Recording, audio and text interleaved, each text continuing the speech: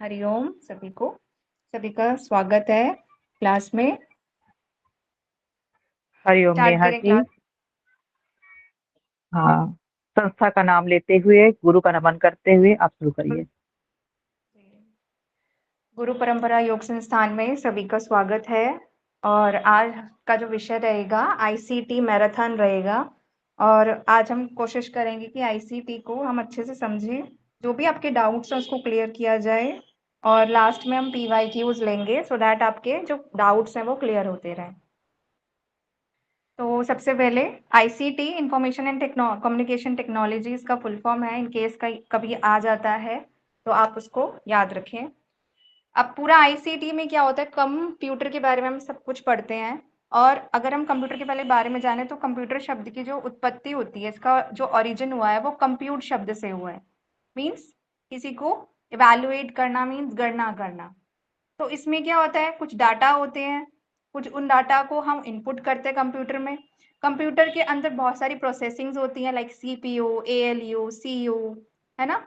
तो वो सब कुछ प्रोसेस करके वो एक इंफॉर्मेशन बनाता है। एक रॉ इंफॉर्मेशन को एक कंप्लीट परफेक्ट इंफॉर्मेशन बना के वो हमें आउटपुट देता है। ठीक है, इसके बारे में हम जानेंगे कि इनपुट डिवाइसेस कौन से हैं और आउटपुट डिवाइसेस कौन से हैं, वो आगे देखेंगे। फिर बात आती है हमारे कंप्यूटर में बहुत सारी क्या होती है, मूल इकाइयां होती है। जैसे हमारे शरीर में छोटी छोटी मूल इकाई क्या है, कोशिकाएं होती है ना, ऐसी कंप्यूटर की भी बहुत मूल इकाइयां होती है। लाइक बिट्स सबसे छोटी यूनिट होती है कंप्यूटर की। ठीक है, इसमें सबसे छोटी इकाई में हम अगर बिट्स की बात करें तो 0 और 1 को इसमें मेजर किया जाता है बिट्स में। ठीक है, फिर उसके बाद बाइट्स, इससे बड़ा आता है बिट्स के बाद बाइट्स। इसमें 1 byte is equal to 8 bits होते हैं। ठीक है, और इसे कंप्यूटर की स्टैंडर्ड यूनिट बोला जाता है। इतना ज्यादा नहीं जाएंगे। फिर उसके बाद अगर आपसे क्वेश्चन आता है कि 1 KB में कितने बिट्स होते हैं, तो 1024 बिट्स होते हैं। Okay, 1 MB is equal to 1024 KB। तो आपको ये मेगाबाइट, गीगाबाइट, टेराबाइट, पैराबाइट, ये सब आपको याद होना चाहिए। ठीक है, कुछ नहीं है, बहुत सिंपल है। MB है तो वो KB में कन्वर्ट, GB है तो वो MB में ऐसे कन्वर्ट हो जाएगा। ठीक है, उसके बाद हम कंप्यूटर डाटा को अगर हम देखें तो हम उसको दो पार्ट्स में डिवाइड कर सकते हैं। एक न्यूमेरिकल डाटा होता है और एक हमारा एक अल्फाबेटिक डाटा होता है, जिसमें हमारे साइंस एंड नंबर्स होते हैं। और न्यूमेरिक डाटा में 0 to 9 नंबर्स होते हैं। तो कंप्यूटर इसी लैंग्वेज को समझ सकता है। मीन्स कंप्यूटर में एक मशीन लैंग्वेज होती है जो वो उसे अंडरस्टैंड करता है। ठीक है, और फिर वो बाद में हमें असेंबल करके हमें एक इंफॉर्मेशन देता है। ओके, नेक्स्ट अगर हम कंप्यूटर की विशेषता देखें तो कंप्यूटर बहुत तेज स्पीड से काम करता है। इसमें गीगो मतलब गार्बेज इन गार्बेज आउट का एक सिस्टम होता है, उसको फॉलो किया जाता है। और इसमें परमानेंटली स्टोरेज होता है। और सबसे ज्यादा जो स्टोरेज करता है वो हमारा CD, DVD, है ना, और हार्ड डिस्क, ये सब करते हैं। ओके, जल्द निर्णय लेने की क्षमता होती है, इसमें बहुत सारी विविधता होती है, कई प्रकार के कार्य कर सकता है आपका कंप्यूटर। रिपीटेशन कर सकता है उन कार्यों की, बहुत ज्यादा स्फूर्ति होती है, कभी थकता नहीं है। और इसमें कॉन्फिडेंशियलिटी होती है, कार्य करने की एक रूपता होती है, एक सिमिलर वे से काम करता है और आप इस पर रिलायबल कर सकते हो, विश्वसनीयता होती है। ओके, कागज का जो प्रयोग है उसने कहीं ना कहीं शिफ्ट कर दिया है कंप्यूटर ने कागज के प्रयोग को। तो हम आज की डेट में पेपर पर कम डिपेंडेंसी हमारी कंप्यूटर पे ज्यादा है। अगर इसके दोष की देखें तो दोष की बात करें तो ये ज्यादातर हमारी इलेक्ट्रिसिटी कंजम्पशन ज्यादा होती है इसमें, और कहीं ना कहीं मैन पावर कम हो रहा है। अगर हम ज्यादा डिपेंडेंसी बढ़ा रहे हैं कंप्यूटर की तरफ तो उससे बेरोजगारी, अनएम्प्लॉयमेंट जनरेट हो रहा है। ठीक है, मार्क 1 क्या है, ये मार्क 1 एक पहला कंप्यूटर आया था। ओके, जो इलेक्ट्रिकल बेस था। ओके, देन एबीसी, एबीसी एस्टैफ्स बेरी कंप्यूटर, ये एक पहला डिजिटल कंप्यूटर था। ओके, ये इलेक्ट्रिक के साथ साथ डिजिटल भी था। फिर एनिएक, आप सबको ये सब जो वो है फुल फॉर्म्स याद होनी चाहिए। एनिएक की क्या है, एनिएक एक ऐसा पहला इलेक्ट्रॉनिक कंप्यूटर था जो दुनिया में सबसे पहली बार आया। ठीक है, फिर UNIVAC means universal automatic computer, जिसे ऑटोमेटिक कंप्यूटर हम आज की डेट में जानते हैं, ये ज्यादातर इंडस्ट्रीज में यूज होता है।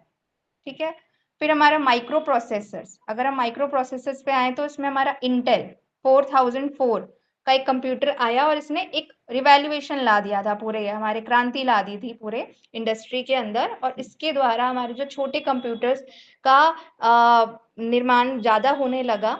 और 1970 में इंटेल, आपने सुना होगा इंटेल, वो सबसे पहले आया था, ठीक है, माइक्रो प्रोसेसर में, क्योंकि सबसे छोटा कंप्यूटर होता है, पोर्टेबल होता है, कहीं पर भी लेके जा सकते हो इसको। देन अबेकस, अबेकस भी एक पहला कंप्यूटर था जो केवल और केवल जो क्या काम करता था, सिर्फ गणना का काम करता था, इवैल्यूएशन का, नंबर को काउंट करने का। इसमें जो बिट्स होते थे वो सर्कुलर होते थे।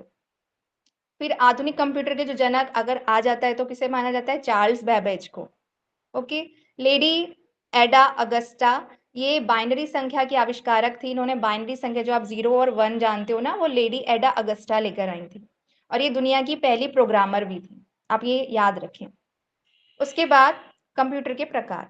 अभी तक हमने जो जो पढ़ा सभी को क्लियर हुआ। कंप्यूटर क्या है, कैसे प्रोसेस करता है, उसकी यूनिट्स क्या क्या हैं, और कंप्यूटर की विशेषताएं क्या हैं, और उसके दोष क्या हैं। ठीक है, कंप्लीट, आगे बढ़े। हाँ जी। नेक्स्ट, कंप्यूटर के प्रकार। अगर हम टाइप्स ऑफ कंप्यूटर को देखें तो अलग अलग पर्पसेस होते हैं कंप्यूटर के। कुछ कंप्यूटर जो हमारे होते हैं वो हमारे फंक्शन के बेस पर होते हैं, ठीक है, लाइक एनालॉग, डिजिटल और हाइब्रिड कंप्यूटर। ओके, 3 पार्ट्स में डिवाइड कर सकते हैं कंप्यूटर के टाइप्स को। देन हमारा पर्पस क्या है, पर्पस के बेस पर भी हमारे कंप्यूटर्स होते हैं। लाइक हम कोई नॉर्मल टास्क परफॉर्म कर रहे हैं तो उसके लिए हमें नॉर्मल कंप्यूटर्स चाहिए होंगे। अगर हम कोई स्पेसिफिक पर्पस के लिए कोई वर्क करें कंप्यूटर पर तो हम स्पेसिफिक की ओर वो कंप्यूटर लेंगे। फिर हमारे साइज के अकॉर्डिंग भी हमारे कंप्यूटर होता है, लाइक माइक्रो कंप्यूटर होता है, then mini computers, then main frame और सुपर कंप्यूटर। सुपर कंप्यूटर बहुत ज्यादा, सबसे ज्यादा हाई रेंज में काम करता है, ठीक है। परम सुपर कंप्यूटर में आता है, हमारे भारत का पहला कंप्यूटर है, आप इसको याद रखें, ठीक है। शिवाय भी एक सुपर कंप्यूटर है जो इंडिया में ही आया था। फिर एनालॉग क्या है, एनालॉग को समझते हैं। एनालॉग में आप क्या मापने वाले यंत्र आते हैं, ठीक है, एनालॉग के अंतर्गत। और डिजिटल कंप्यूटर जो है वो अंकों की गणना करता है, इसके अंतर्गत वो सारे कंप्यूटर आ जाते हैं जो बाजार को चाहिए होते हैं, लाइक बजट तैयार करने के लिए, है ना, मार्केट का जो भी काम है, बजट तैयार करना है, ये सारे कंप्यूटर हमारे डिजिटल कंप्यूटर के लिए पर्पसेस में यूज किए जाते हैं। हाइब्रिड कंप्यूटर, इसमें एनालॉग और डिजिटल दोनों का एक मिश्रित रूप होता है, मिक्स फॉर्म होता है ये, तो वो हाइब्रिड कंप्यूटर है। फिर हम आते हैं पर्पस के अकॉर्डिंग। अगर हम नॉर्मल टास्क कर रहे हैं, लाइक डॉक्यूमेंट तैयार करना है तो हम, या डाटाबेस रेडी करना है, वर्ड प्रोसेसिंग करनी है, लेटर लिखना है, तो हम नॉर्मल कंप्यूटर यूज करेंगे। अगर हमें स्पेसिफिक कोई काम करना है तो हम स्पेसिफिक कंप्यूटर यूज करेंगे, ठीक है। और उस सीपीयू का कार्य भी अलग होता है क्योंकि वो स्पेसिफिक कंप्यूटर होते हैं। इन कंप्यूटर का प्रयोग हम कहाँ करते हैं, लाइक संगीत में, संपादन करने में, या अंतरिक्ष विज्ञान में, या फिर वेदर फोरकास्ट होते हैं। ये कुछ स्पेसिफिक कंप्यूटर्स उन्हीं एरिया में यूज होते हैं, लाइक वॉर आ गया, या फिर कोई यातायात आ गया है, यातायात नियंत्रण करना है, या समुद्र या कृषि विज्ञान, जो अपना एग्रीकल्चर, जो भी हमारे मिनिस्ट्रीज के अलग अलग जो यूज किए जाते हैं मिनिस्ट्रीज में कंप्यूटर, वो ऐसे वाले ही यूज किए जाते हैं, ठीक है, स्पेसिफिक पर्पस के लिए। देन आते हैं हम माइक्रो कंप्यूटर्स में, जिसे हम पीसी कहते हैं, ठीक है, इसे पीसी भी कहते हैं, यानी कि पर्सनल कंप्यूटर्स। और इनका जो हम बहुत ही इनका व्यापार में बहुत कम महत्व होता है, यानी कि ज्यादा इंडस्ट्रीज में ज्यादा यूज नहीं किए जाते, और इसमें एक ही सीपीयू लगा होता है, बहुत तेज स्पीड से काम करते हैं। लाइक पुस्तक का आकार, फोन का आकार व घड़ी के आकार के में ये उपलब्ध होते हैं, इनका साइज इतना ही होता है, ठीक है। आप सभी उसको यूज भी कर रहे होंगे, तो इसी आकार के होते हैं। फिर मिनी कंप्यूटर आते हैं। मिनी कंप्यूटर, पहला मिनी कंप्यूटर पॉप 8 था, और ये माइक्रो की तुलना में सबसे ज्यादा काम करता है, ठीक है। व्यक्तिगत उपयोग हेतु नहीं होते ये, पर्सनल आप इसको यूज नहीं कर सकते मिनी कंप्यूटर्स को।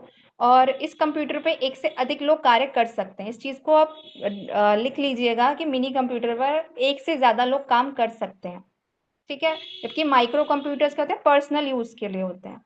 और इसका उपयोग हम कहाँ देखते हैं, बैंकों में, ठीक है, कर्मचारियों के वेतन पर, या फिर कोई अगर हमें बजट का रख रखाव करना है, कोई डाटा तैयार करना है, तो उसमें मिनी कंप्यूटर्स यूज होते हैं। देन नेक्स्ट आते हैं main frame computers. Main frame computers आकार में और भी छोटे होते हैं, और इनकी जो स्टोरेज कैपेसिटी होती है वो बहुत ज़्यादा होती है और ये डाटा को तीव्र गति से आगे तक प्रोसेस करने की क्षमता रखते हैं। ठीक है, 24 आवर्स काम करते हैं मेन फ्रेम कंप्यूटर और इसका प्रयोग आप देखोगे जो भी कस्टमर्स कंज्यूमर्स का जो भी वो कंजम्पशन करते हैं तो सारा डाटा जैसे वो रखना होता है, जैसे एफएसएसआई उनके पास जो कंप्यूटर्स होते हैं वो इसी मेन फ्रेम कंप्यूटर की तरह ही होते हैं। या किसी को भुगतान का ब्यौरा रखना है, ठीक है, बिलों को भेजना है, टाटा पावर डेली डिस्ट्रीब्यूशन जो भी जितने भी हैं वहां पर ये सभी मेन फ्रेम कंप्यूटर्स यूज होते हैं क्योंकि इन्हें 24 आवर्स काम करना होता है। ठीक है, ये स्टॉप नहीं कर सकते इसको। ठीक है, इसे हम केंद्रीय कंप्यूटर के क्योंकि सेंट्रल कंप्यूटर है तो इसको हम इस नाम से भी जानते हैं क्योंकि सरकारी विभागों में एक एज अ सेंटर यूनिट की तरह काम करता है। और कुछ इसके एग्जांपल जैसे IBM 4881 और इसकी सीरीज भी बहुत सारी है। देन हम आते हैं सुपर कंप्यूटर पे। सुपर कंप्यूटर अभी बताया कि बहुत ज्यादा छोटा होता है और बहुत ही ज्यादा एक्टिवली काम करता है, ये बाकी की तुलना में बहुत स्पीड से काम करेगा और कैपेसिटी भी बहुत ज़्यादा होती है इसमें स्टोरेज की और सबसे अधिक गति वाला होता है। इसमें जो सीपीयू होता है बहुत सारे सीपीयू लगे होते हैं। ठीक है, कार्य बहुत समांतर क्रम में कार्य करता है और इसे हम पैरेलल प्रोसेसिंग भी कहते हैं। Super computer non von Neumann concept पर तैयार किए, इसको याद रखिएगा, जो सुपर कंप्यूटर जो रेडी किए गए वो नॉन वॉन न्यूमन कंसेप्ट के बेस पे मतलब तैयार किए गए थे और ये इसका प्रयोग बड़े वैज्ञानिक जो शोध प्रयोगशालाओं में शोध कार्य के लिए किया जाता है, किसका, सुपर कंप्यूटर का। ठीक है, अंतरिक्ष यात्रा में या मौसम की भविष्यवाणी में उच्च गुणवत्ता वाले इन्हीं सुपर कंप्यूटर्स का यूज किया जाता है। ठीक है, जैसे अभी हमने बात करी परम, तो परम सुपर कंप्यूटर है। ठीक है, शिवाय बहुत पुराना कंप्यूटर है, बहुत परम से भी पहले आया था, तो वो भी उसकी कैटेगरी में आता है और इसकी सीरीज है, लाइक क्रे 2 भी आएगा इसमें, क्रे XMP 24 और NEC 500, ये सारे सुपर कंप्यूटर्स के नेम हैं। यहाँ पे हमने डन किया सारे जितने भी टाइप्स ऑफ कंप्यूटर्स हैं उन सब के बारे में, उनके पर्पसेस के बारे में देखा हमने, किस पर्पस से वो सारे काम होते हैं उनके साइज के बेस पे, है ना। इतना सबको क्लियर है, किसी को डाउट है यहाँ तक? बहुत अच्छा पढ़ा रही हैं आप। हाँ, थैंक यू। अच्छा, कोई डाउट है तो आप पूछ लीजिए। नहीं है, आगे बढ़े। जी जी नेहा जी। अब हम बात करेंगे कंप्यूटर की जो संरचना होती है, जैसे एक सेल के अंदर संरचना होती है ना, उसमें न्यूक्लियस भी होता है, माइटोकॉन्ड्रिया भी होता है, तो कंप्यूटर भी क्या है, एक बड़ा सा सेल है, उसके बहुत अंदर बहुत सारी चीजें होती हैं, उसको देखना है हमको। जैसे सीपीयू होता है, ठीक है, सीपीयू की फुल फॉर्म याद रखिए, सेंट्रल प्रोसेसिंग यूनिट। अब इसमें और भी चीजें आती है सीपीयू में, ठीक है, जैसे ALU arithmetic logic unit, CU central unit, registers आते हैं और इंटरनल बस आती है। बस मतलब बस का क्या काम है इधर, बस इंफॉर्मेशन को कैरी फॉरवर्ड करती है, आगे ले जाने का काम करती है। ठीक है, इन सबको जोड़ने का काम कौन कर रहा है, ये सीपीयू के अंदर जितने भी है ना चीजें, ALU CU रजिस्टर्स, इन सबको जोड़ने का एक तार का काम इंटरनल बस करती है। बस क्या करती है, पैसेंजर को एक स्थान से दूसरे स्थान लेके जाती है। ऐसे यहाँ पे इंटरनल बस का काम है इंफॉर्मेशन को एक स्थान से दूसरे स्थान तक लेके जाना। देन हम बात करते हैं MU की। MU means memory unit, IU input unit और OU आउटपुट यूनिट। ठीक है, आउटपुट में क्या क्या आएगा आपका, monitor, printer, speaker, projector, plotter. ठीक है, PPP तीन हो गए और MS, monitor, printer, speaker, projector and plotter, ये आपके आउटपुट यूनिट है। एग्जाम में यहाँ से भी क्वेश्चन बनते हैं कि आउटपुट यूनिट बताइए, इनपुट यूनिट बताइए। Okay, then Neha ji screen disturb कर रही है थोड़ा सा। हाँ ओके, ठीक है। राम वल्लभ जी का कोई क्वेश्चन है, पूछिएगा आप।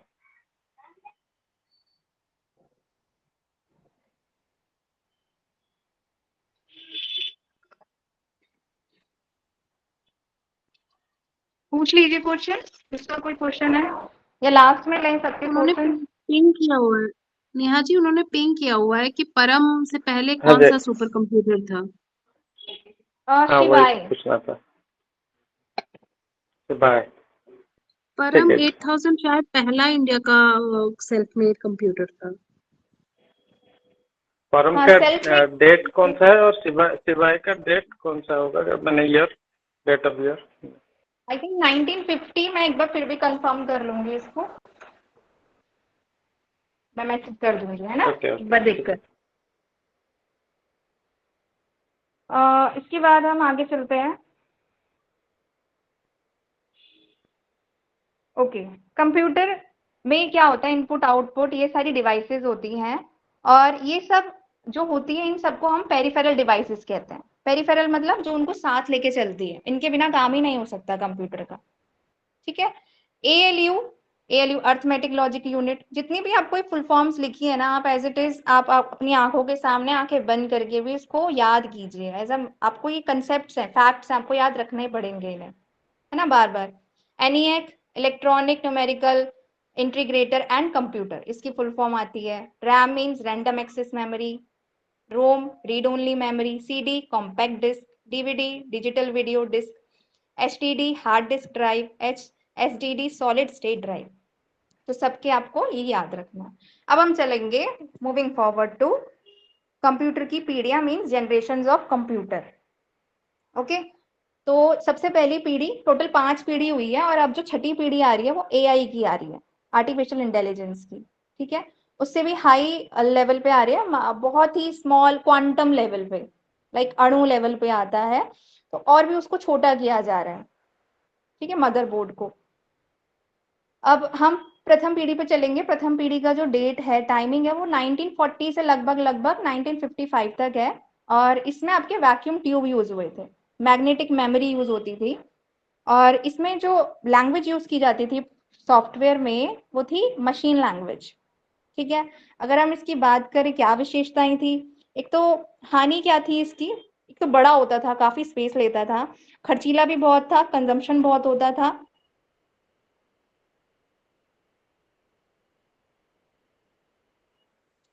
ठीक है, और इसका उदाहरण क्या है, एनीएक और एडसेक। उसके बाद दूसरी लिंक आते हैं 1965 तक, 64-65 का है, और इसमें आपके ट्रांजिस्टर यूज हुए थे। ठीक है, और इसमें जो लैंग्वेज यूज की गई थी वो असेंबली लैंग्वेज, और कोबोल, कोबोल भी एक लैंग्वेज है, उसका यूज किया गया था। ओके, फिर इसकी विशेषता क्या थी, ये प्रथम पीढ़ी वाले कंप्यूटर यानी कि वैक्यूम ट्यूब से भी इसका आकार छोटा होता था। ठीक है, छोटा था, और इसमें स्टोरेज कैपेसिटी बहुत ज्यादा थी। इसका एग्जांपल क्या है, IBM 7090, CDC और यूनिवैक। देन थर्ड जनरेशन पे चलते हैं, 1964 to 75। इसमें हमारे आईसी का प्रयोग हुआ।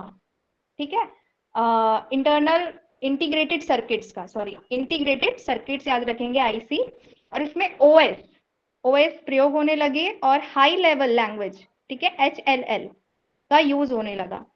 ओके, बहुत छोटे कंप्यूटर्स बनने लगे। अब पहले बहुत ज्यादा बड़े थे, अब छोटे होने लग गए, डॉक्यूमेंटेशन होने लगा, लोग प्रेजेंटेशन देने लगे इसके थ्रू, थर्ड जनरेशन में। इसका एग्जांपल क्या है, pop 11। Okay, then fourth generation पे जाते हैं, 1975 से अब तक अगर हम लेते हैं, तो वो आपका फोर्थ जनरेशन है, और इसमें जैसे VLSTC तकनीक को यूज किया गया, वेरी लार्ज स्केल। ओके, और माइक्रो प्रोसेस, इसमें फोर्थ जनरेशन में आप ये याद रखिएगा, इंटीग्रेटेड सर्किट के बाद थर्ड जनरेशन में जो फोर्थ जनरेशन आई वो माइक्रो प्रोसेसर्स पे थी। ठीक है, माइक्रो प्रोसेसर, इसको याद रखना, ये मैचिंग में लगाने को आता है। फिर इसमें GUI का यूज सबसे ज्यादा हुआ। ओके, और इसकी विशेषता क्या है, सबसे तेज गति वाले होते थे, और इसमें प्रोसेसिंग की क्षमता बहुत जल्दी हो जाती थी, यानी कि अब कंप्यूटर बहुत स्पीडली काम इसमें करने लगता है। उसके बाद हम आगे चलेंगे, सुपर, इसका अगर हम उदाहरण देखें तो सुपर कंप्यूटर इसी में ही आते हैं आपके फोर्थ जनरेशन में, और एप्पल कंप्यूटर जो है फोर्थ जनरेशन के ही है। पांचवी पीढ़ी जो आई आपकी वो बायोचिप की आई, और यूएल यानी कि अल्ट्रा लार्ज स्केल इंटीग्रेशन तकनीक का यूज होने लगा। इसमें अब आपका सॉफ्टवेयर में जो अब लैंग्वेज यूज होने लगी वो आर्टिफिशियल इंटेलिजेंस, इन लैंग्वेजेस का यूज होने लग रहा है आज की डेट में। और इसकी विशेषताएं क्या है, इसमें मल्टीमीडिया का प्रयोग किया जाता है ज्यादातर।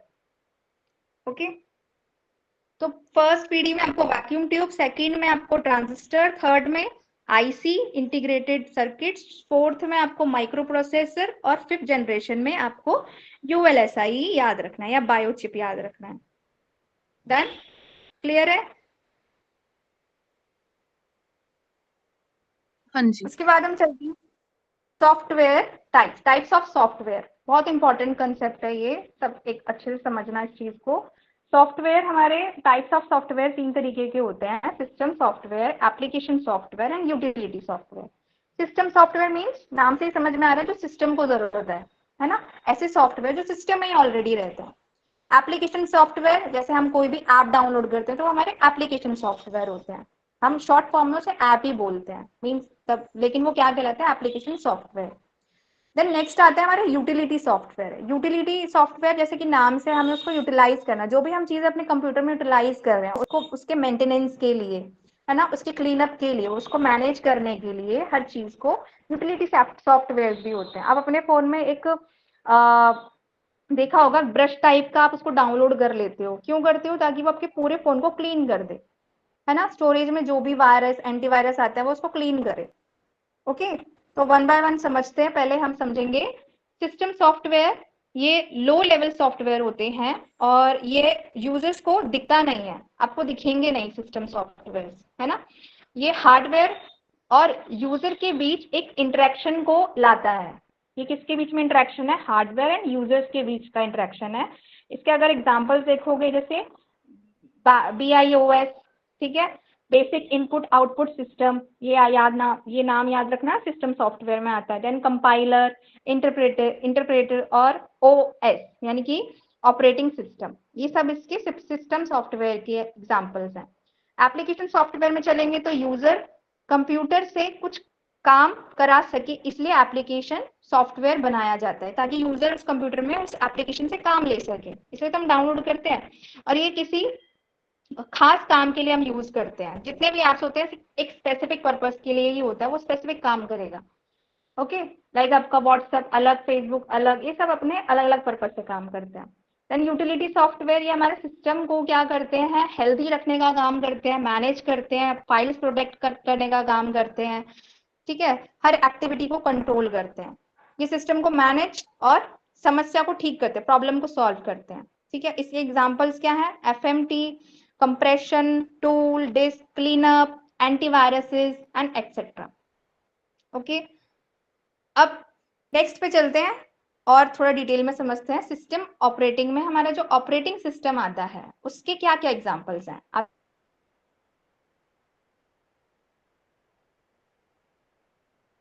आपके Windows, okay, Windows XT, 25, XP, 2003, 2007, Vista 2008, 2010, ये Windows, Linux, Unix, red hat और एंड्रॉइड, ये सब आपके क्या है, ऑपरेटिंग सिस्टम्स हैं।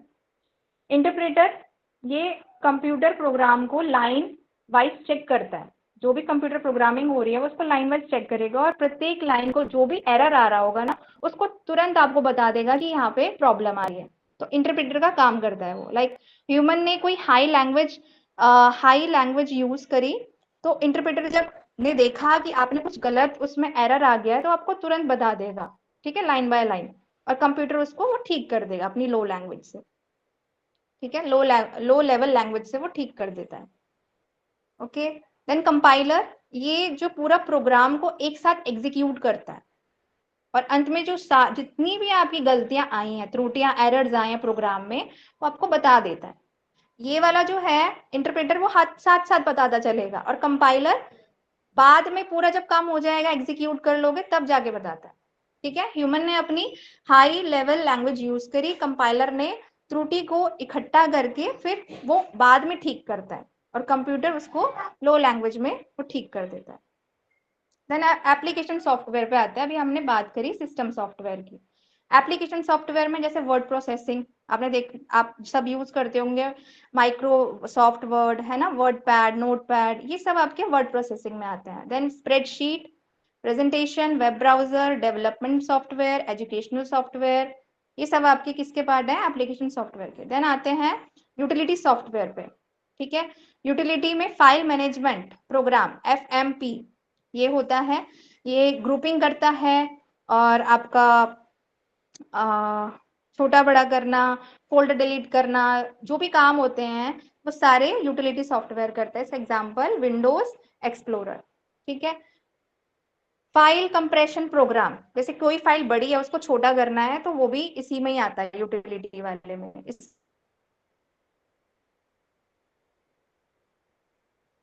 एग्जांपल्स क्या है, जैसे विनजिप, विनरार, ठीक है। तो ये सब थर्ड पार्टी फाइल होते हैं जो फाइल छोटा करते हैं किसी डॉक्यूमेंट को, चाहे वो ऑडियो में हो वीडियो में हो, वो कंप्रेस करते हैं और प्रोटेक्ट करते हैं।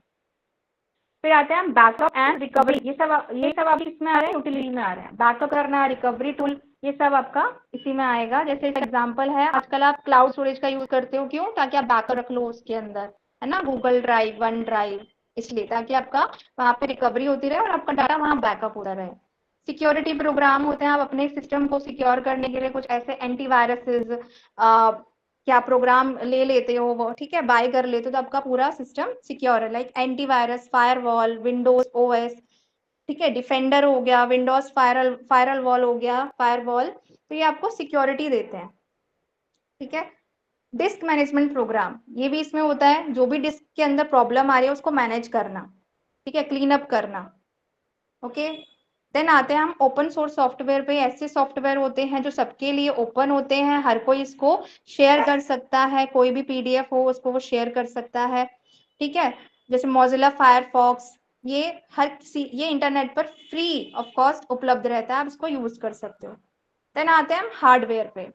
हार्डवेयर ऐसे डिवाइसेस होते हैं जिसे आप देख सकते हो, छू सकते हो, है ना, सामने कंप्यूटर आप उसको छू सकते हो, कीबोर्ड है उसको छू सकते हो, माउस को छू सकते हो, है ना, ये सब क्या आपके हार्डवेयर है जो बाहरी रूप से आप जिनको देख सकते हो।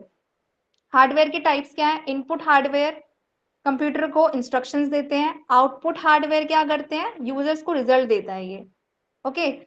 स्टोरेज हार्डवेयर डाटा को स्टोर करेगा, प्रोसेसिंग हार्डवेयर डाटा को प्रोसेस करेंगे। इनपुट हार्डवेयर में क्या आएगा? आपका कीबोर्ड, ठीक है। इनपुट हार्डवेयर में क्योंकि आपने वहां से इंफॉर्मेशन इंस्ट्रक्ट करनी है, इंफॉर्मेशन देनी है, तो कहाँ से दोगे? कंप्यूटर में कीबोर्ड यूज करोगे, है ना।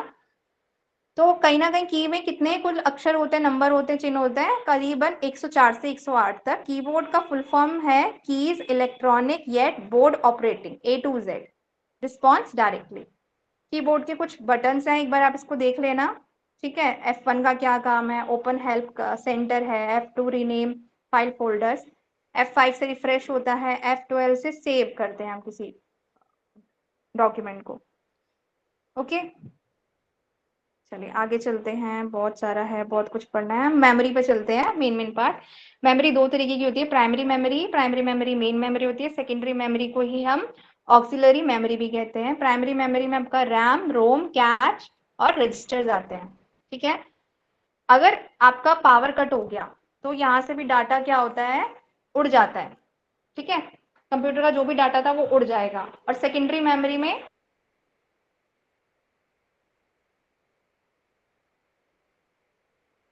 अगर पावर कट हुआ तो डाटा नहीं जाता, ओके, ठीक है। सेकेंडरी और DD, pen drive, flash drive, SSD, memory cache. अब हम आगे चलते हैं रैम में, ज्यादा है।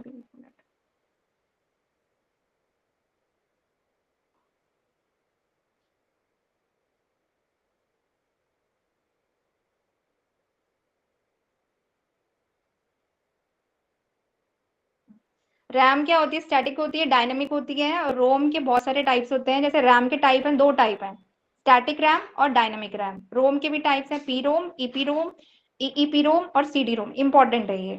अब हम अगर हम देखें कि गति के आधार पर कि सबसे ज्यादा कौन मेमोरी में सबसे ज्यादा पावरफुल है ना, एक साइज के अकॉर्डिंग जिसके अंदर कैपेसिटी है, और एक वर्क के अकॉर्डिंग जो बहुत जल्दी तेजी से काम करते हैं। अब किसी के अंदर कैपेसिटी बहुत ज्यादा है मेमोरी स्टोर करने की, तो वो बहुत स्लो काम करेगा। और अगर किसी में कम कैपेसिटी है मेमोरी को स्टोर करने की, वो जल्दी काम करेगा, है ना। तो जैसे रजिस्टर, कैच, ये बहुत जल्दी स्पीड से काम करते हैं, क्योंकि इनकी जो कैपेसिटी होती है मेमोरी सेव करने की बहुत कम होती है, इसलिए जल्दी काम करते हैं। जबकि रैम, रोम, ये इनमें स्टोरेज ज़्यादा रहता है, लेकिन ये थोड़ा कम काम करता है। तो ये ऑर्डर से लगा हुआ है, और यहाँ से पेपर में भी आ जाता है सवाल कि इनको अरेंज करिए। ठीक है, तो अगर हम देखें स्टोरेज में, तो स्टोरेज में रजिस्टर सबसे पीछे है और रोम सबसे आगे है, तो रोम में स्टोरेज ज्यादा रहेगी। ओके, इसके बाद हम सेकेंडरी मेमोरी पे आते हैं। तो ये भी हमारा सिक्वेंशियल एक्सिस और डायरेक्टल एक्सिस दोनों तरीके का होता है। एक में मैग्नेटिक ड्रम होता है, और डायरेक्ट एक्सिस में हमारा मैग्नेटिक डिस्क, ऑप्टिकल डिस्क, ये सब अभी हमने बात कर ली सबकी। ठीक है, अब हम बात करेंगे आगे, ये इंपॉर्टेंट है, वैन, पैन, मतलब कंप्यूटर नेटवर्क की बात हो रही है अभी। वैन, पैन, लैन, वैन, मैन, इन सभी का आपको नाम याद रखना है। Van means value added network, PAN मतलब personal area network. Personal area network मतलब जहां पे आप अपना ब्लूटूथ कनेक्ट कर सको 10 मीटर टू 100 मीटर की कवरेज में। ठीक है, वाईफाई, ये पर्सनल आपका वाईफाई होगा। फिर लैन, लैन मीन्स लोकल एरिया नेटवर्क। ठीक है, जो लोकली आपको उपलब्ध हो 1 किलोमीटर टू 10 किलोमीटर की रेंज में। ठीक है, एक ही स्थान पर कई, जब आप नेटवर्क यूज कर रहे हो। ठीक है, van means wide area network, इसमें आप दो देश के बीच में आप क्या कर रहे हो, एरिया मतलब नेटवर्क यूज कर रहे हो। Man means metropolitan area network, एक शहर में जब दो जगह आप नेटवर्क यूज करते हो। तो ये क्या है, एरिया वाइज है कि कौन सबसे ज्यादा है, तो वैन सबसे ज्यादा होगा क्योंकि वो वाइडर है।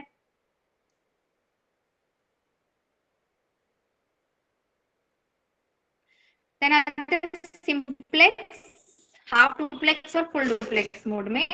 सिंप्लेक्स मोड क्या होता है, जहां से सिर्फ आप सेंड कर सकता है मैसेज को, लेकिन रिसीव नहीं कर सकता पाएंगे, है ना, हमारा मैसेज नहीं जा पाएगा उसको, तो वो सिंप्लेक्स मोड है। हाफ डुप्लेक्स जैसे walkie talkie, over and out बोलते हैं ना, तो पहले एक खत्म करता है तब जाके दूसरा बोल सकता है, तो वो हाफ डुप्लेक्स मोड हो जाएगा। होता दोनों तरीके, दोनों तरफ से हमारा कम्युनिकेशन है, लेकिन पहले एक करेगा काम, जब ओवर एंड आउट हो जाएगा फिर तब दूसरा बोलेगा। फुल डुप्लेक्स मोड मीन्स आप इसमें कोई मतलब बैरियर नहीं होता, दोनों तरफ से इक्वली बात हो रही है, जैसे मैं आपसे बात कर पा रही हूँ ना मोबाइल से, ऐसा। ठीक है, WW की फुल फॉर्म सबको पता होगी, वर्ल्ड वाइड वेब। और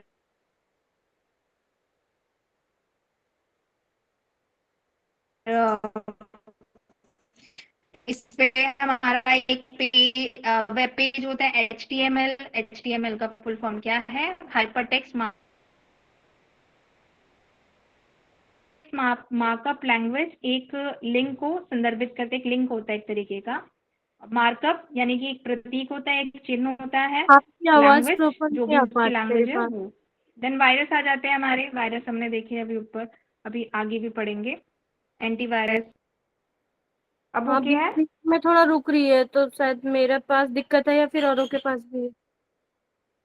नहीं, इधर भी हो थोड़ी रही है। नेटवर्क प्रॉब्लम है अभी, हाँ थोड़ी है, नेटवर्क प्रॉब्लम है थोड़ा सा। ओके, अब ठीक है ना। जी अभी ठीक है, बीच हाँ बीच में रुक रही अभी है। ठीक है। ओके ओके, अब आपको ये चीज याद रखनी है कि कौन से जो हमारे सोशल मीडिया के जितने भी एप्लीकेशंस हैं वो कब कौन से ईयर में आए, वो सीक्वेंस में लगाने को आता है।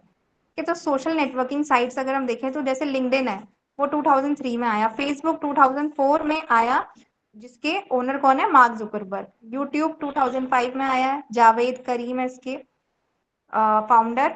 फिर एडिट 2005, ट्विटर 2006 में इसके इवान विलियम्स हैं। फिर व्हाट्सएप 2009 में आया, जॉन कॉम और ब्रायन एक्टन लेकर आए थे। इंस्टाग्राम 2010 में केविन सिस्ट्रॉम और माइक क्राइगर। देन सैंटैप 2011, इंटरेस्ट आया 2010 में। ओके, देन इसके बाद हम आते हैं प्रोटोकॉल्स पे, इंपॉर्टेंट टॉपिक है ये। प्रोटोकॉल क्या काम करता है, ये एक प्रोटोकॉल, ठीक है, प्रोटोकॉल मतलब आप किसी रूल्स एंड रेगुलेशन को जब फॉलो कर रहे हो सिस्टमैटिकली, तो नियमों का एक समूह होता है। जब कंप्यूटर नेटवर्क में कोई भी डाटा जाता है तो वो कुछ नियम के अकॉर्डिंग जाता है, उसके प्रोटोकॉल बनाए गए हैं। ठीक है, बिना प्रोटोकॉल के हम इंटरनेट का इस्तेमाल कर ही नहीं सकते, तो उसमें कुछ चीजें होती हैं जो फाइल को ट्रांसफर करने में मदद करती हैं, वो प्रोटोकॉल होते हैं हमारे। ठीक है, जैसे HTTP भी क्या काम करता है, हमारे फाइल ट्रांसफर का काम करता है। टीसीपी फुल फॉर्म है ट्रांसमिशन कंट्रोल प्रोटोकॉल। आईपी, जैसे आईपी एड्रेस बोल दो ना, IP means internet protocol. UDP ये वीडियो और गेम के लिए होता है, user datagram protocol. POP means post office protocol. SMTP simple mail transfer protocol. FTP file transfer protocol. HTTP hyper text transfer protocol. और जब इसमें एस लग जाएगा तो वो सबसे सिक्योर फाइल ट्रांसफर होता है। ठीक है। एफटीपी एचटीटीपी के कंपैरिजन में सबसे ज्यादा फाइल ट्रांसफर करता है तेज गति से। इस चीज को ध्यान रखिएगा कि सबसे ज्यादा तेज कौन होता है, एफटीपी होता है as compare to HTTP. Then telnet ये टर्मिनल नेटवर्क होता है। ओके, अब बात करेंगे हम ईमेल की। ईमेल को कौन लेकर आए थे, वी शिवा अय्यदुरई ने 1978 में बनाया था। ठीक है, इसको मान्यता 1978 में बनाया गया था, 1982 में ईमेल को मान्यता मिली थी।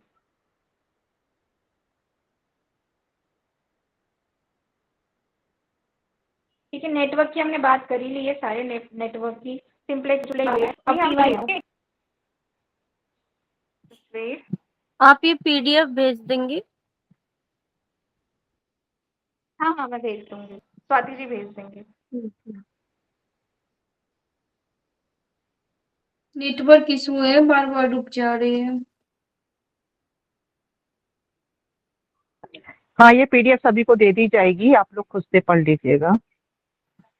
ठीक है, जितनी जल्दी हो सके उतनी जल्दी दे दीजिए प्लीज। हाँ हाँ, आज ही सेंड कर दूंगी। अभी सब ठीक है। अभी प्रेजेंटेशन दिख रही है ना? जी दिख हाँ, रही दिख है। रही है।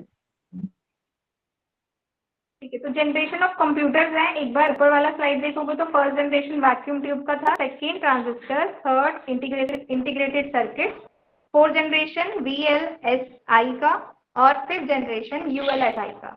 Okay, clear? अब हम आगे देखते हैं। ये भी हमने बात कर ली कंप्यूटर सॉफ्टवेयर की, system software, application software. Okay, चलिए ये क्वेश्चन लेते हैं, एक बार इसको बताइएगा।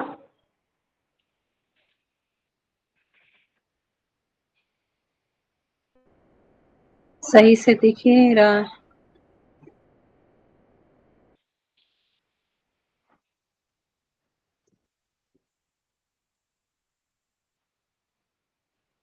नहीं दिख रहा किसी को? नहीं, ऐड करिए थोड़ा सा, पूरा पूरा नहीं दिख नहीं रहा।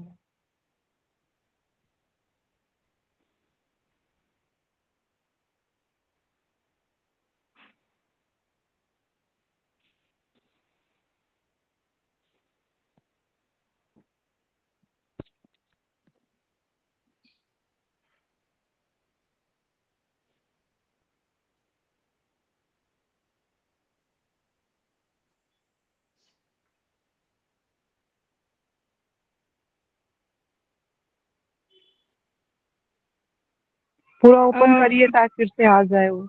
एक साइड, एक ही साइड का आ रहा है क्योंकि।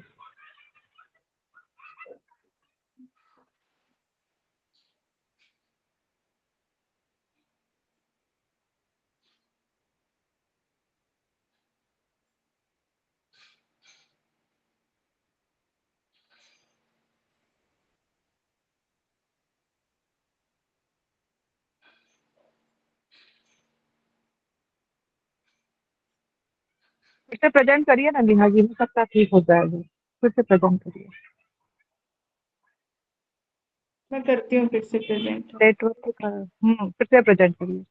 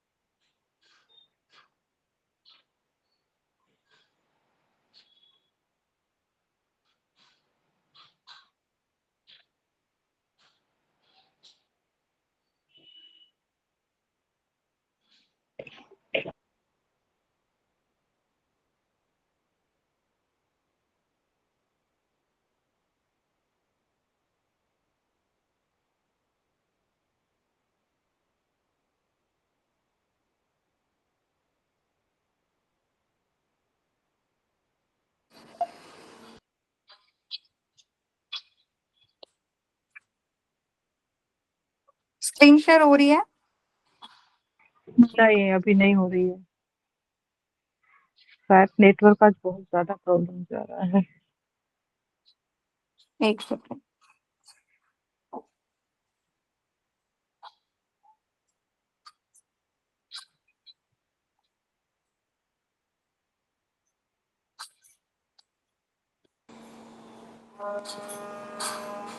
चलिए, आई होप अब सही हो गया होगा, अब सबको दिख रहा होगा।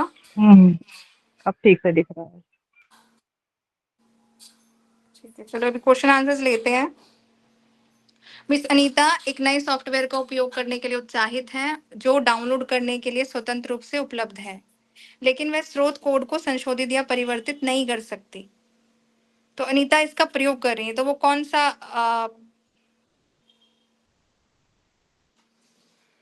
चारों में से क्या आएगा? कौन सा सोर्स कोड आएगा इसमें से?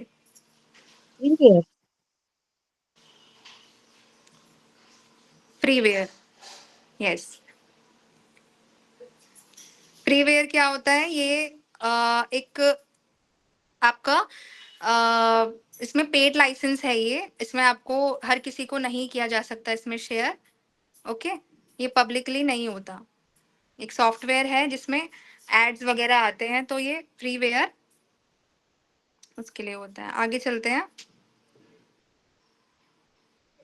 Identify the correct sequence of information processing in communication. पहले क्या आएगा? सीक्वेंस में लगाइए। पहले इनपुट आएगा, फिर डाटा एंट्री आएगा, फिर प्रोसेसिंग आएगा, और फिर आउटपुट आएगा, फिर स्टोरेज आएगा, फिर आउटपुट आएगा। आउटपुट लास्ट में आएगा। हाँ, आउटपुट सबसे लास्ट में आएगा और सबसे पहले इनपुट ही आएगा।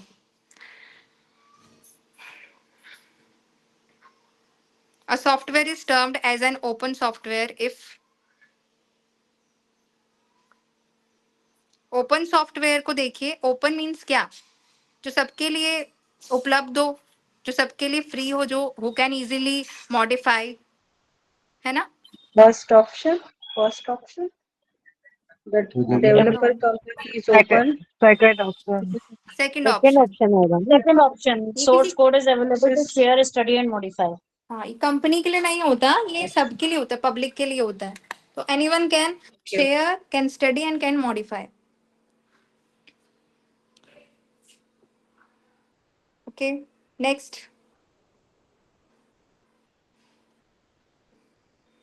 जॉयस्टिक इनपुट डिवाइस है, एंड्रॉइड ऑपरेटिंग सिस्टम है, नोटपैड टेक्स्ट से रिलेटेड है, और हब जो है वो नेटवर्क से रिलेटेड है। ठीक है, ठीक है, सभी को समझ आया?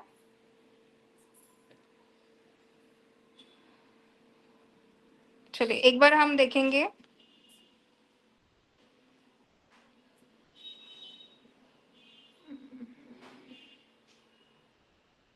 इनपुट और आउटपुट डिवाइसेस। एक तरफ आपके इनपुट डिवाइस है, एक तरफ आपके आउटपुट डिवाइसेस हैं, और बीच में बोथ है, मतलब कि वो इनपुट भी है और आउटपुट भी है। ठीक है, तो दोनों क्या हो सकता है इनपुट आउटपुट? जैसे सीडी डीवीडी आपके दोनों में आएगा, पेन ड्राइव दोनों है, मॉडम और टच स्क्रीन, डिजिटल कैमरा, ये दोनों में कैटेगरी में आते हैं। ठीक है, एक बार सभी के नाम देख लीजिए और उसको थोड़ा याद कीजिए। प्रिंटर, मॉनिटर, हेडफोन, ये सब आपके आउटपुट डिवाइसेस हैं। ठीक है,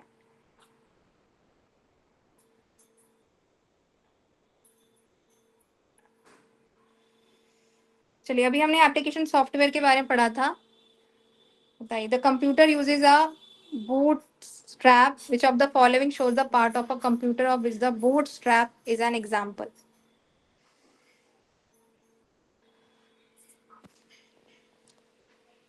सेकंड ऑप्शन, फर्मवेयर। फर्मवेयर। इसमें ही आपका बेसिक इनपुट आउटपुट सिस्टम आता है।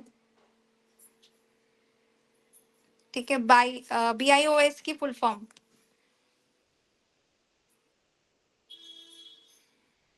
Basic input output system.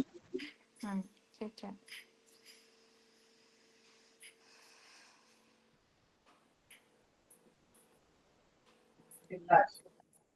Flash drive is known as pen drive. Flash drive is popularly known as pen drive. Good. वो बूट वाला क्या था जरा एक बार बताइएगा तो। बूट वाला आपका, एक सेकेंड, कहाँ चले गया?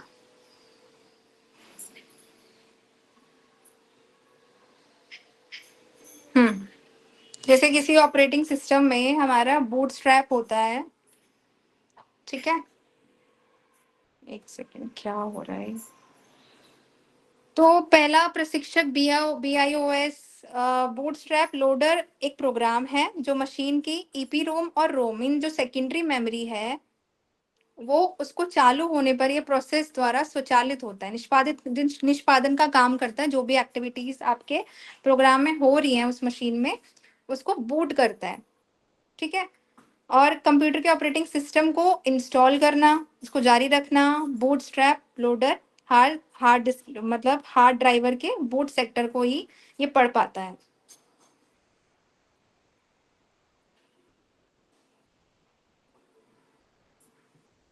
ठीक है, जनरेशंस सबको याद है? इसका ईयर याद रखिएगा। इसी पे से क्वेश्चन आते हैं। हाँ, सबसे ज्यादा यहीं से आते हैं। ठीक है,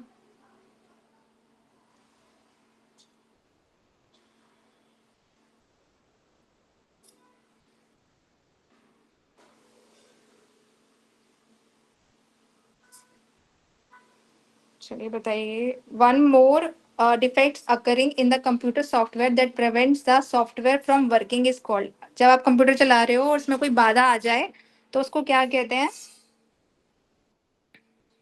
आता नहीं, छोटा सा बग आ बग जाता है। हाँ, बग और अगर उस बाधा को हटाना हो तो उस प्रोसेस को हम डीबग कहते हैं। ठीक है,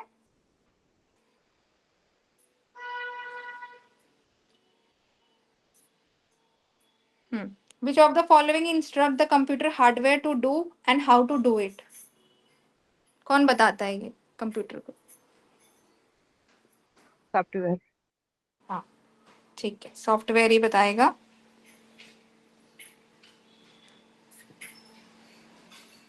ठीक है, next, system software act as a bridge between the hardware and software.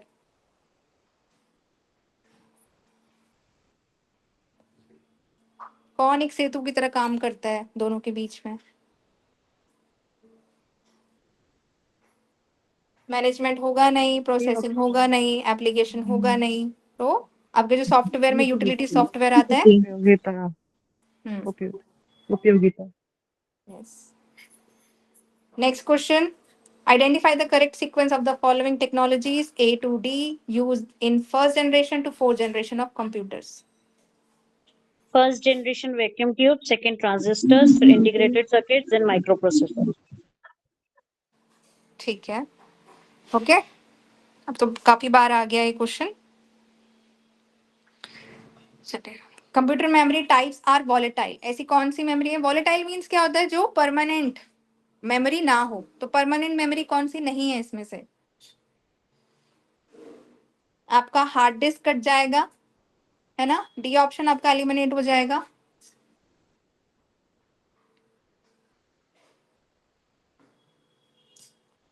और RAM, कैश मेमोरी, ये दोनों परमानेंट नहीं है। बीई किसमें है? बी फोर्थ ऑप्शन आएगा। B E only, fourth option. Yes, B E only. ठीक है, डन। सेकेंडरी मेमोरी में आपके S D D, S S D, compact disc, floppy disk, magnetic. ROM is non volatile. ROM क्या है? नॉन वॉलेटाइल मीन्स वहां पे जो मेमोरी होती है वो परमानेंट होती है। और रैम में कैसी होती है? वोलेटाइल। वोलेटाइल। वॉलेटाइल और नॉन वॉलेटाइल देख लीजिए। डाटा इज परमानेंट, प्रेजेंट रहता है कब तक? जब तक पावर सप्लाई है। अगर पावर सप्लाई इलेक्ट्रिसिटी रहने कट, का। हाँ, तो वो भी कट। नॉन वॉलेटाइल मेमोरी, अगर पावर सप्लाई भी नहीं है तब भी आपका डाटा रिमेन रहता है। ठीक है। और इसमें आपका एग्जाम्पल रैम हो जाता है वॉलेटाइल में, और नॉन वॉलेटाइल में रोम हो जाता है। ठीक है। रैम में क्या होता है, डाटा बहुत जल्दी ट्रांसफर होता है, और रोम में बहुत डिफिकल्टी से आपका डाटा ट्रांसफर होता है। ओके, रैम को कौन जल्दी एक्सेस कर सकता है, तो रैम कर सकता है। सीपीयू को कौन जल्दी एक्सेस करता है, तो रैम। ओके। और जो रैम है वो हाई कम इम्पैक्ट सिस्टम परफॉर्मेंस देता है, जबकि रोम इतना अच्छा परफॉर्मेंस नहीं देता। कॉस्टली होती है हमारी रैम, और रोम बहुत चीपर होती है। ओके, चलिए नेक्स्ट क्वेश्चन।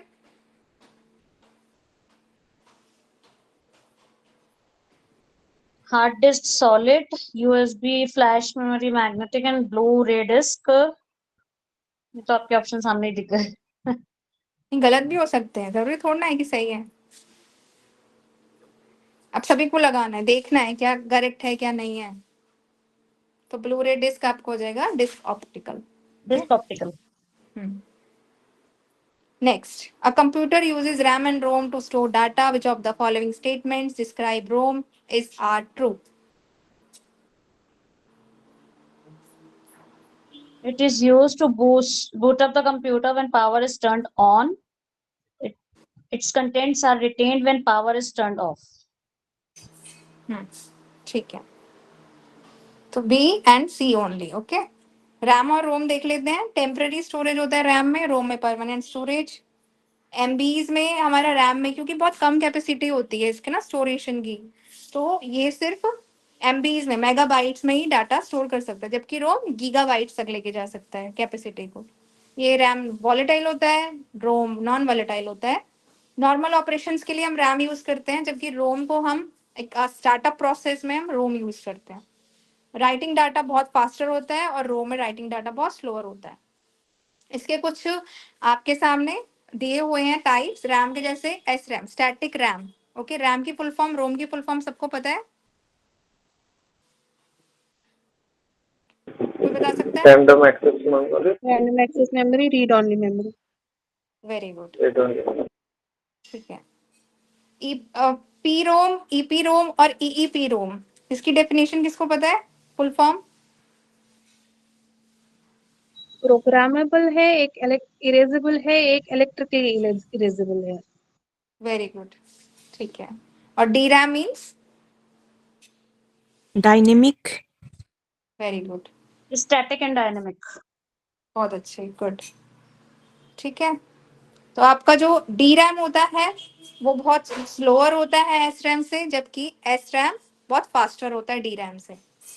ओके, तो ये भी आपका रजिस्टर्स के साथ ना सीक्वेंस में लगाने को आ सकता है कि कौन सबसे ज्यादा स्पीडली काम कर सकता है। Okay, next, Anil has a MP3 file stored on his computer. Which type of data is stored in an MP3 file? Sound. Sound से रिलेटेड है, दैट मीन्स MP3 क्या है, साउंड फाइल है। ओके,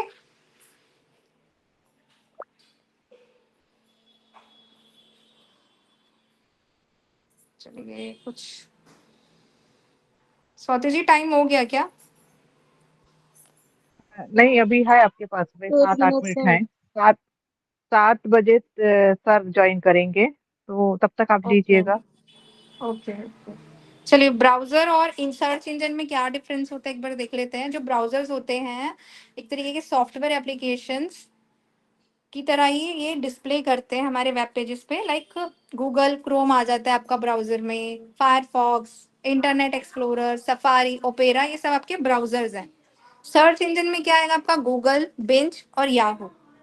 ओके, ये एक तरीके की websites होती हैं जहाँ पे इंफॉर्मेशन रहता है। Okay, browsers does not require database, जबकि सर्च इंजन में डाटा रिक्वायर होता है। ओके, चलिए ये बहुत इंपॉर्टेंट है।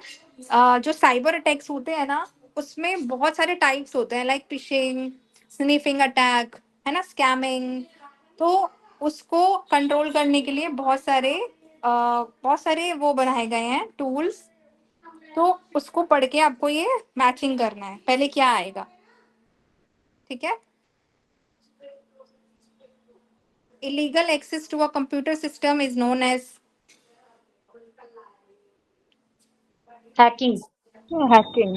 Self-replicator and are designed to disrupt computer system. Virus are programs that is where a user isn't looking emails as soon as the email is opened and the replicate clicks on the embedded link. They are sent to fake website or spy, ठीक and the है। information relays info back to the person who sent the software is known as phishing. तो fishing क्या है, मतलब किसी को परेशान करना। जैसे आपको कई बार कॉल्स करते हैं, मैसेज करते हैं, है ना, हमारे पास आते हैं ना ऐसे क्राइम, साइबर क्राइम्स होते हैं, तो काफी परेशान किया जाता है कॉल्स करके, मैसेज करके, वो फिशिंग हो गया। हैकिंग करना, आपकी डिटेल्स हैक कर लेना। स्पाईवेयर मतलब आप पे कोई गुप्त रूप से नजर रखे हुए है ना। और वायरसेस, जो आपके कंप्यूटर में जो वायरसेस अटैक करते हैं, सिस्टम को स्लो कर देते हैं, तो ये आपके वो आ जाएंगे। ठीक है। Phishing attack done are the practice of sending fraudulent communication to come from a reputable source. It is usually done through email. तो फिशिंग आपका किससे होता है? ईमेल से होता है। हैकिंग, हैकिंग क्या करता है? एक्सप्लॉइट करता है कंप्यूटर सिस्टम को और अ प्राइवेट नेटवर्क को। ठीक है। तो ये अनऑथराइज एक्सेस करता है, कंट्रोल करता है कंप्यूटर नेटवर्क को, उसके सिस्टम को। स्पाईवेयर क्या काम करता है? जो भी यूजर्स का कंप्यूटर का डाटा होता है उसको गैदर करता है उस डिवाइस से, और वो सेंड कर देता है किसी थर्ड पार्टी को, ठीक है, without their consent. Spyware, viruses, आपको पता है बहुत सारे मालवेयर हैं ऐसे, जो हमारे जैसे एडवेयर, है ना। एडवेयर मीन्स जब आप कोई भी जैसे कोई भी आप खोलते हो, बीच बीच में अननेसेसरली बहुत सारे एड्स आते हैं, तो वो सब आपके वायरसेस में आ जाते हैं। वो वहां से भी आपका डाटा लॉस एंड लीकेज हो सकता है वहां से। ओके।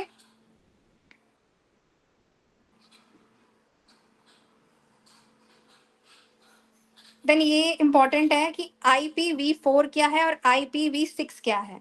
तो IPv4 means internet protocol version 4 और इंटरनेट प्रोटोकॉल वर्जन 6। ये आज की डेट में बहुत चल रहा है, इसको एक बार स्टडी करते हैं। ये जो IP एड्रेस है हमारा, ये अभी तक इसका प्रयोग किया जाता रहा था, लेकिन अब इसमें क्या था कि एड्रेस जो है वो 32 बीट नंबर का प्रयोग होता था, यानी कि 32 डिजिट्स होते थे बिट के, जो 0 से लेकर 255 तक के अंकों का 4 समूह का एक सेट हुआ करता था इसमें, और 3 डॉट्स होते थे इसमें। ठीक है, जैसे 173.225.0.14। तो इस तरीके का इसका IP एड्रेस होता था।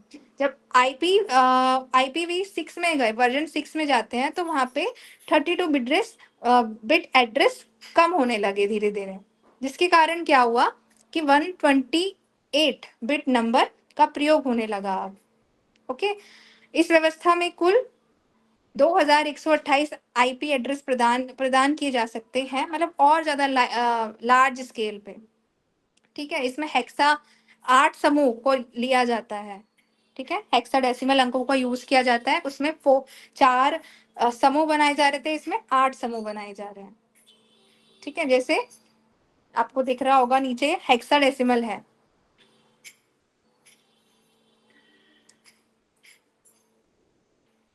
Next,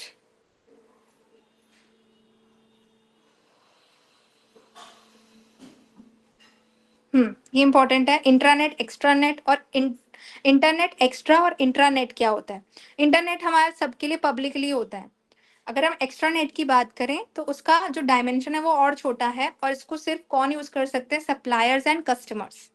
okay. इंट्रानेट, इंट्रानेट को कौन यूज कर सकता है? जो लैन मींस लोकल एरिया नेटवर्क वाले ही यूज कर सकते हैं, मींस कॉर्पोरेट सेक्टर्स के एम्प्लॉयज यूज कर सकते हैं। ओके। तो तीनों का डिफरेंस आपको पता होना चाहिए कि इंटरनेट का सिर्फ पब्लिक यूज होता है।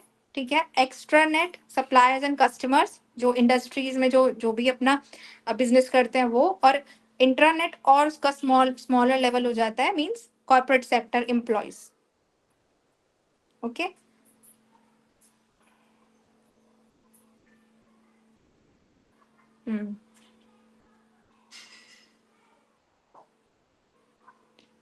आगे चलते हैं। चलिए इसको लगाइए, मैच द फॉलोइंग। स्पाईवेयर किसके साथ जुड़ेगा?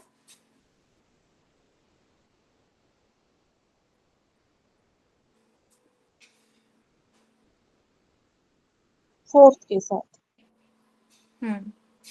फोर्थ के साथ, ठीक है। फिशिंग बताया था आपको कि कोई ईमेल के थ्रू आपको क्या करता है, परेशान करता है। तो देखिए ईमेल किस में आ रहा है? 3 legitimate looking emails sent to third you. में यस। सोशल नेटवर्किंग साइट्स किस में आ जाएंगी आपकी? ये सेकंड That's वाला experiment to promote the building of second में to share the same internet. Second और फार्मिंग आपका फर्स्ट ऑप्शन हो जाएगा, है ना? ठीक है। अगर आप एक भी पकड़ लोगे ना तो आपको बाकी के आंसर्स मिल जाएंगे। जैसे फिशिंग का था, अगर आप उस पर थर्ड पे भी लगाओगे आपको तब भी मिल जाता, है ना? चलिए इस पे आते हैं। ये HTTP का लास्ट क्वेश्चन रखिए नेहा जी, अच्छा ओके, ये वाला क्वेश्चन लास्ट कर दीजिए। ठीक है। मैचिंग कीजिए URL, MAC address, IP address.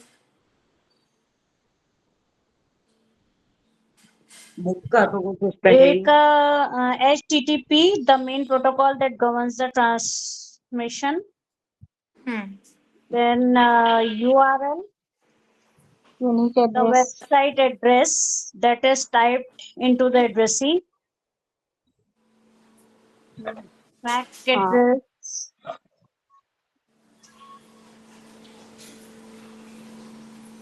IP address, a unique address given to a device on a network.